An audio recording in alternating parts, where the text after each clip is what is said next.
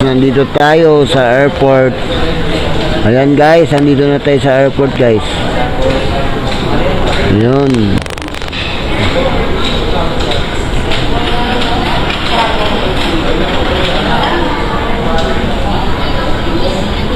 Hindi lumipad yung airplane guys.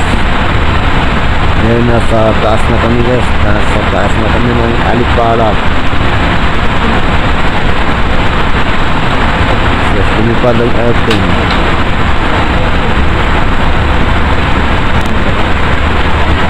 Ayun guys.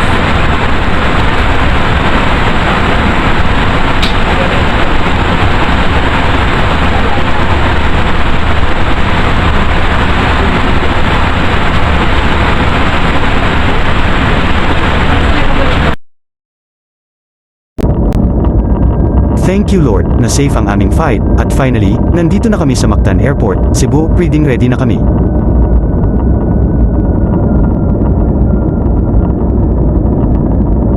Yes, Cebu.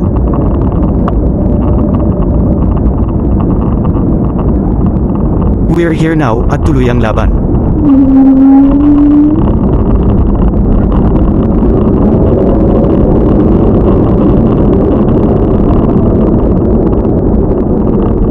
See you tomorrow mga kababayan kong mga Bisaya. Sabay-sabay tayong lahat, tara na. Pacific welcomes you to Mactan International Airport.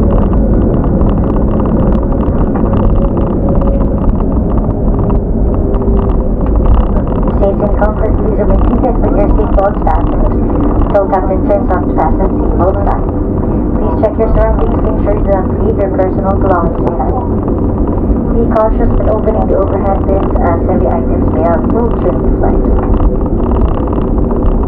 Don't forget, entire Cebu Pacific team headed by our flight deck crew, Captain Luis and First Officer C, together with your cabin crew, we thank you for making Cebu Pacific a part of your important moments. It was truly a pleasure having you all on board, and we do hope to fly to more fun in the future. Once again, thank you everyone for flying Cebu Pacific. We wish to inform you that in adherence to physical distancing, guests will deploy by rows after the seatbelt sign is pushed off. Please remain seated until your row number is called.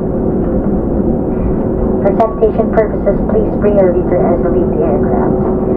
You may dispose this of the bins will be provided as you leave.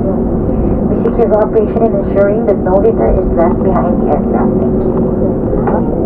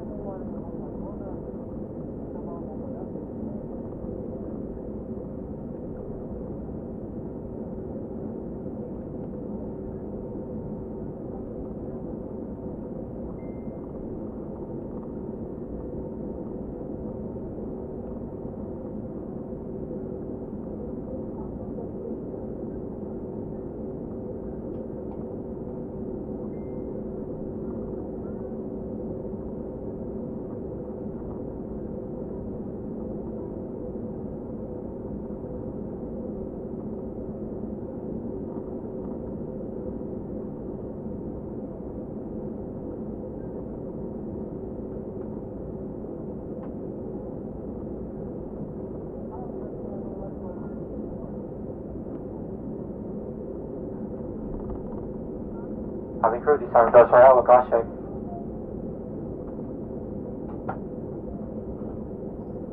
Your crew will stand up momentarily. Please remain seated.